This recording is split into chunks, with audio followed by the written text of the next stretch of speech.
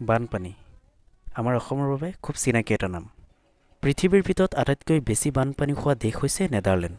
নেদাৰলেণ্ডৰ মুঠ জনসংখ্যাৰ প্ৰায় 58.7% লোক প্ৰতি বছৰে ক্ষতিগ্ৰস্ত হয়। পৃথিৱীৰ আটাইতকৈ ডাঙৰ বানপানীৰ কথা ক'বলৈ গ'লে 1927ত হোৱা মিছিছিপি নদীৰ বানৰ কথা ক'ব লাগিব, য'ত প্ৰায় 246 জনৰো অধিক লোকৰ মৃত্যু হৈছিল। ভাৰতবৰ্ষৰ ভিতৰত আটাইতকৈ বেছি বানপানী হোৱা ৰাজ্য হৈছে উত্তৰ প্ৰদেশ। ইতিমধ্যে হৈ যোৱা শিলচৰ আৰু হাফলং বানৰ কথা আপোনালোকে নিশ্চয় পাহৰা নাই। এনিশাৰ বৰষুণৰ ফলত গোটেই ষ্টেচনটো পানীৰ তলত ডুব গৈছিল। পাহাৰৰ ওপৰত থকা মানুহৰ ঘৰবোৰ বৰষুণৰ ফলত ভাঙিবলৈ আৰম্ভ কৰিছিল। পানীৰ প্ৰবল সোঁতে ৰাস্তা ঘাট আৰু দলংসমূহ ভাঙি পেলাইছিল।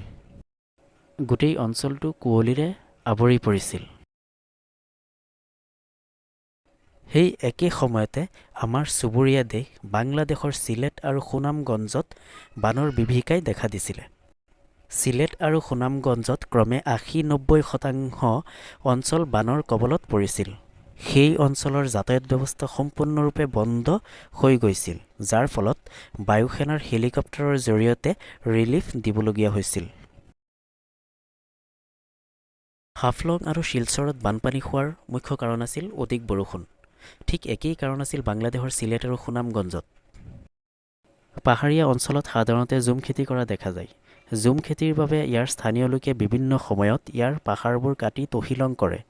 পাহাৰৰ বনাঞ্চল ধ্বংস কৰা আৰু বিভিন্ন খনন কাৰ্য কৰাৰ ফলত পাহাৰৰ মাটিয়ে পানী ধৰি ৰাখিব পৰা ক্ষমতা হেৰুৱায়, যাৰ ফলত বৰষুণ দিলে পানী তললৈ নামি আহে আৰু অনাকাংক্ষিত বানৰ সৃষ্টি কৰে।